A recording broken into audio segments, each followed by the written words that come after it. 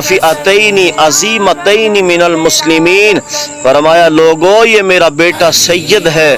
اور اللہ تعالیٰ اس کے صدقے مسلمانوں کی دو بڑی جماعتوں کے درمیان صلح کروائے گا۔ پھر لوگوں نے دیکھا کہ مولا علی کی شہادت کے بعد جب خلافت حضرت امام حسن مجتبی رضی اللہ تعالیٰ عنہ کے پاس آئی تو آپ نے 6 مہینے خلافت کی ذمہ داریاں ادا کرنے کے بعد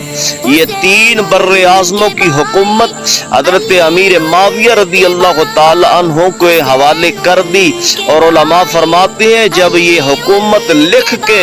حضرت امام حسن امیر معاویہ کو دے رہے تھے تو چہرے پر ایک بھی بل نہیں تھا بلکہ مسکراہٹ تھی، اور وہ مسکراہٹ اس بات کی دلیل تھی لوگوں جس کے بیٹے کی سخاوت کا یہ عالم ہے اس کا باپ کتنا بڑا سخی ہوگا۔